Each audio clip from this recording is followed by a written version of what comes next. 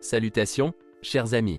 Je présente à votre attention les dysfonctionnements et pannes les plus courants survenant sur la Volvo S40. Dans la plupart des voitures, les transmissions manuelles ne posent aucun problème. Mais ce n'est pas le cas de la Volvo S40 de première génération. Le problème est le même que celui de la coplateforme Mitsubishi Charisma. La boîte de vitesse vient de Renault. Soit la boîte M3P avec des moteurs de 1,6 litres, soit la boîte M5P avec des moteurs atmosphériques de 1,8 et 2,0 litres et un moteur diesel. Toutes deux sont des variétés de boîtes JB3, JB5 de fabrication française. Le moteur turbocompressé, apparu un peu plus tard, s'appuyait sur le M56, plus puissant. Heureusement, après le restylage, les moteurs Volvo S40 et plus récents ont été équipés d'une boîte de vitesse M56 avec une Volvo 850 S70, qui remplit non seulement bien ses fonctions, mais tout simplement parfaitement, en résistant au couple même des moteurs suralimentés forcés. Quel est le problème avec les boîtiers M3P M5P? Oui, en fait, tout le monde. Le design français peut légitimement remporter la palme pour l'originalité du carter de transmission manuelle. Pour garantir une longueur égale des arbres de roue, l'arbre de roue gauche part directement du différentiel. Et à l'intérieur de la boîte de vitesse, où se trouve une charnière de type trépied.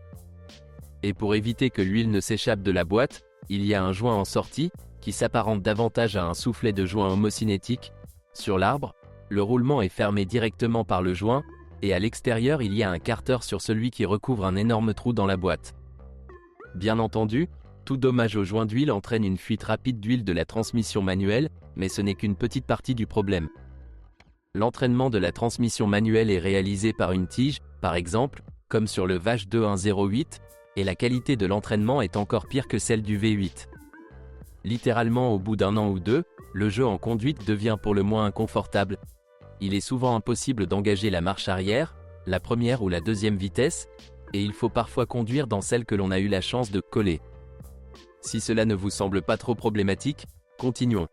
La durée de vie des synchroniseurs, des arbres et des roulements s'est avérée courte. Après quelques années seulement, une commutation rapide devient impossible et des déclenchements rapides peuvent entraîner une surchauffe de l'huile et des fuites des joints d'étanchéité. Après 150 000 km, un arbre d'essieu gauche volant et des roulements en étoile de trépied mourant s'ajoutent au nombre de problèmes. Les étoiles sont difficiles à trouver. Nominalement, Volvo ne les proposait pas, bien que le catalogue Renault contienne ces pièces détachées. La coupelle du trépied s'use également et le trépied commence à se démonter, ce qui, bien sûr, entraîne des fuites d'huile catastrophiques de la transmission manuelle. Eh bien, le bruit de la boîte commence à dérailler, et dans les cas graves d'usure du verre ou des roulements de l'étoile du trépied ou des roulements des arbres de la boîte de vitesse, des vibrations et un bourdonnement apparaissent. Maintenant, il est probablement clair pourquoi, à la première occasion, ils essaient de remplacer les boîtes de vitesse Renault par des M56. Certes, les boîtes avec une paire principale courte sont quelque peu rares et sont plus chères que les boîtes de Volvo 850 avec des moteurs de 2,0 à 2,4 litres ou même des moteurs suralimentés. Au moment de son apparition sur le S40, le boîtier M56 souffrait déjà de toutes les maladies infantiles. Parfois, le synchroniseur de troisième vitesse peut s'effondrer, mais cela ne s'applique qu'aux très premières versions des boîtes fournies avec la Volvo 850, ou à celles reconstruites avec des pièces de rechange infructueuses provenant des premières versions. Dans tous les cas, le problème survient avec un kilométrage allant jusqu'à 60 000 km. Sinon, la box est presque parfaite, solide, durable et fonctionne bien. Parfois, le prix de sa butée de débrayage est cité comme un inconvénient.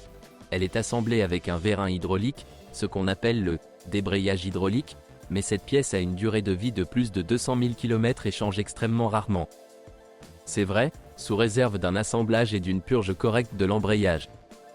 Je dirais tout de suite que la conversion de M3P en M5P est une entreprise assez fastidieuse.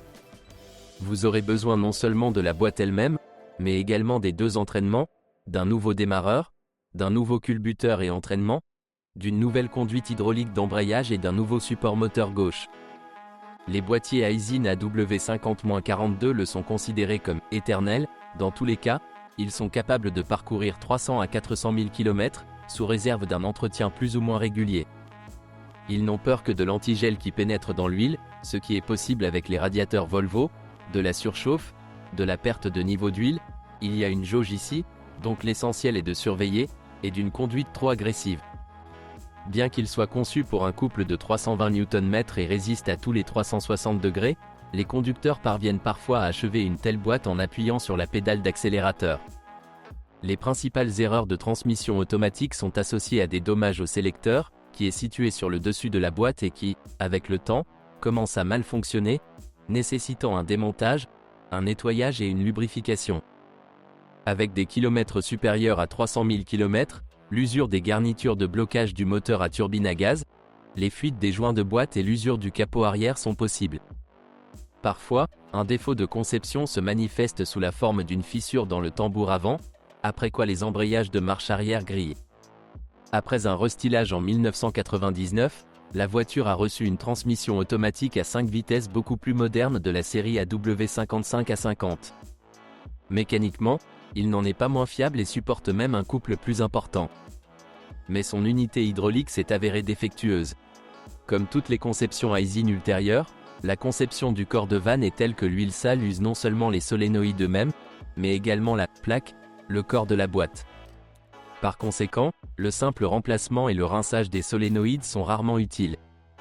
Vous devez acheter soit un nouvel ensemble de corps de vanne avec des solénoïdes et des capteurs, comme le suggère le fabricant, soit des solénoïdes non originaux et réparer le corps avec des kits de réparation Sonax, ce qui, pour un certain nombre de raisons, peut rarement être bien fait.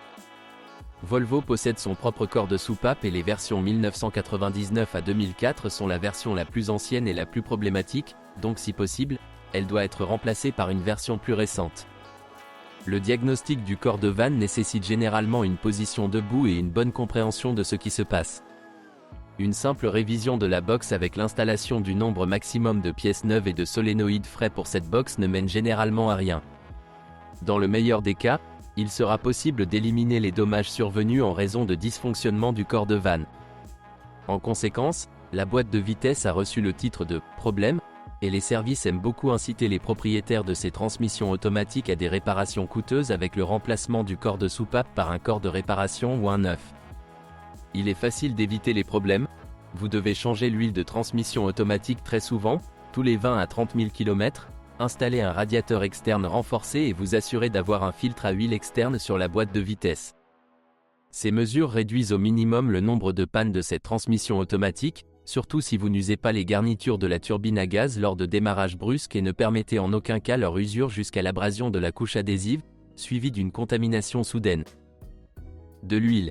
Cette boîte de vitesse est sensiblement plus chère à réparer qu'une boîte à 4 vitesses, donc au premier signe de saleté ou d'endommagement du corps de soupape, par exemple, des chocs lors du passage de la 2e à la 3e vitesse ou de la 4e à la 5e, ainsi que des chocs lorsque vous allumez Drive, vous devriez penser aux réparations. Plus cela sera effectué tôt, moins les pièces seront endommagées. Dans les cas avancés, une boîte contractuelle est presque un ordre de grandeur moins cher qu'une réparation, si cette dernière est même possible. La situation avec les moteurs est assez simple. Presque tous les moteurs à essence ici appartiennent à la série modulaire, mais d'une variété assez rare, les moteurs à 4 cylindres. On ne les trouve que sur la première S40 ou sur la première 850. Même les versions à 6 cylindres sont en production depuis plus longtemps, sans parler des versions à 5 cylindres, qui ont été remplacées par une version diesel chez Volvo il y a littéralement 2 ans. Eh bien, le moteur diesel, c'est comme Renault. Permettez-moi de vous rappeler les principales caractéristiques de cette série de moteurs. Premièrement, la conception des moteurs à 4, 5 et 6 cylindres est unifiée, ce qui permet de trouver des pièces de rechange même pour un moteur très rare, puisque ces composants se retrouvent sur des voitures plus courantes. Tous les moteurs ont un bloc en aluminium et des chemises en fonte.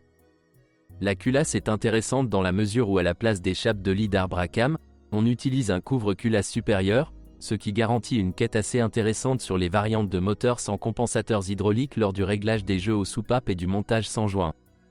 Une solution similaire est utilisée dans la partie inférieure du bloc. La partie supérieure du carter et le lit de Villebrequin sont constitués d'une seule pièce, et le filtre à huile est vissé directement dans le carter. Le canal d'huile pour l'alimentation en huile des chemises de Villebrequin est réalisé sous la forme d'une cavité fraisée ouverte dans la paroi du bloc et est scellée par le carter moteur lors du montage. Bien entendu, tout cela est également assemblé à l'aide de mastic sans joint et nécessite un travail de la plus haute qualité. Les arbres à cames sont entraînés par une courroie. il y a des déphaseurs au moins sur l'arbre d'admission. À propos, la vanne déphaseuse est l'un des rares points faibles du moteur. En vieillissant, elle fuit et de l'huile pénètre dans la courroie, l'endommageant. Prenez l'habitude de la changer régulièrement à chaque fois que vous remplacez la courroie. D'ailleurs, pour les moteurs à 4 soupapes par cylindre, celles-ci doivent être pliées. La pompe est également entraînée par une courroie qui doit être changée tous les 60 à 90 000 km, sinon le jeu de son roulement peut endommager la courroie de distribution. Les déphaseurs eux-mêmes sont assez fiables et, de plus, fonctionnent bien, mais les propriétaires et services trop économes les bloquent parfois voire les soudent, faites attention à ce point lors de l'achat. La courroie de service doit également être soigneusement surveillée. Elle est bien chargée et assez longue. Sa durée de vie avant l'apparition des déchirures est parfois inférieure à 60 000 km. Malheureusement, lorsqu'elle se brise, elle s'enroule souvent autour de la poulie de Villebrequin, endommageant ainsi la courroie de distribution avec les conséquences correspondantes. Changez donc la courroie d'entraînement des accessoires le plus souvent possible. Un autre point faible de tous les moteurs de la série est le système de ventilation du carter. Un piège à huile peu performant et des durites du système qui se répandent avec l'âge entraînent des fuites et une contamination du collecteur d'admission, ce qui ne contribue pas à la durée de vie normale des moteurs et à leur longévité. Comme effet secondaire, on note un ralenti flottant et un manque de puissance, notamment dans les options à faible volume. Nous recommandons ici d'installer un piège à huile de production récente, numéro 31 338 023, pour les moteurs à 5 cylindres ou un grand piège à huile pour les moteurs turbocompressés. Les pannes du système de commande du capteur de position d'arbre à cam sont parfois associées à une panne du rotor du capteur de position Volvo 8 658 004. La pièce est peu coûteuse, mais avec l'âge, ces saillies se cassent parfois, ce qui est difficile à diagnostiquer si quelqu'un a déjà retiré le capteur. À secouer les déchets du boîtier et les a remontés sans comprendre la cause du problème ni remplacer le capteur lui-même. Sinon les moteurs sont quasiment identiques. Les moteurs de la série B4164 Siemens de toutes les variantes, B418-4S, sauf ceux avec les lettres SM à la fin, B4204S et B4204T suralimentés ne diffèrent que par leur cylindrée. Eh bien sûr, les modèles suralimentés ont un système d'admission différent et un turbocompresseur lui-même, ce qui les rend un peu plus exigeants à entretenir. Mais en général, ce sont des moteurs étonnamment solides et durables avec d'excellentes performances de puissance, et en même temps très économiques. Et les options suralimentées sont également très bien boostées. Il existe des exemples de moteurs sur ce bloc avec une puissance allant jusqu'à 600-800 chevaux. Certes, leur popularité est toujours inférieure aux options à 5 cylindres. Le D419 TF8T dans toutes les variantes est considéré comme un très bon design pour l'époque. Dans sa conception, il est très différent des moteurs Volvo, mais les services Renault le savent très bien. Mais les moteurs B418-4SM, 125 chevaux, sont la créativité de Mitsubishi. Il s'agit du même 4G93 dans la version avec culasse SACT à 4 soupapes et GDI. Ce sont toutes les informations sur les problèmes de la Volvo S40. Si vous en savez plus ou n'êtes pas d'accord avec ce que vous avez entendu, je vous attends dans les commentaires.